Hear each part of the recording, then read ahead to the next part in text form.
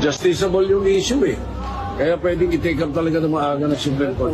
Ganun din ang trabaho ng magiging senator judge na pag-aralan yung yung mga ebidensya na nasa harap niya, submitted by the prosecution and submitted by the defense before you make a decision. Because hindi ito ordinaryong pwesto, hindi ito parang telenovela na drama, Sir Tristan. We are talking of the second highest position in the land na tatanggalin natin sa pwesto, sisibakin natin, and then perpetually hindi na siya pwedeng tumakbo. We really have to study this. Ngayon, kung mali, then so be it. Bahala magalit ang Pilipino, wala tayong magagawa. Pero then we will base our decision on the documents presented. Kung wala namang katurya-turya, then ibasura natin, di ba? Why do we have to waste time? Kasi para sa akin, baka ang iba dyan, mag-grandstand lang.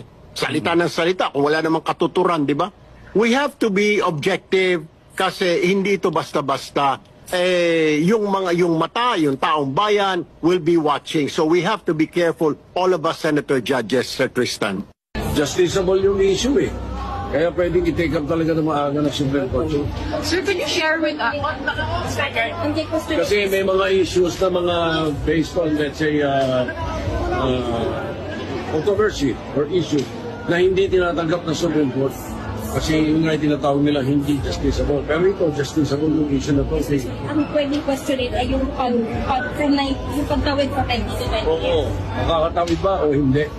Based on those two rules, both of the impeachment court, the rules of the Senate as an impeachment court, and the rules of the Senate as a legislative body. Yung sinasabing hindi pwedeng tumawid ay rules of the Senate as legislative body. Yes. Because?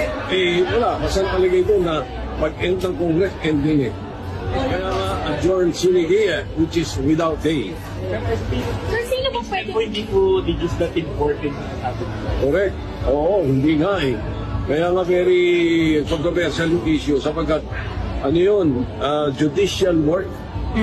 Part of the work of the Senate as mandated by the Constitution. Sir, Sorry. Yes, correct. Meron talagang ganung thinking na continuing body yun. And it is an impeachment court.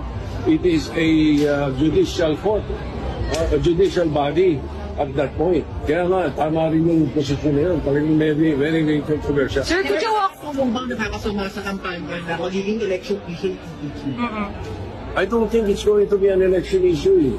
Wala namang mga kandidatong involved sa impeachment eh. Hindi pa natin alam kung sino yung mga senador na mapapasok sa 20th Congress. I don't think so. Sir, when you were watching the impeachment, did you see it as a good political move or a good I was not able to watch it, I'm sorry. I just found out that they... When you learned about it, sir, did you think it was a good move? No, I don't know. I have no comment on that matter. Okay, number two, you signed for the impeachment of Vice President Sara Duterte in Congress. You did not? I did not sign, Ms. Karen, kasi signing the impeachment of Vice President Sara Duterte, you're already sending signals na you're in favor of her impeaching. Paano ka pa magiging fair na judge if you already signed in Congress? That's how I explained to the Speaker and to Malacanang, sir, if I sign this impeachment, wala na. Ano pang purpose mo na sasabihin mo na neutral judge ka or fair ka na judge kung nag-sign ka na dito for impeachment?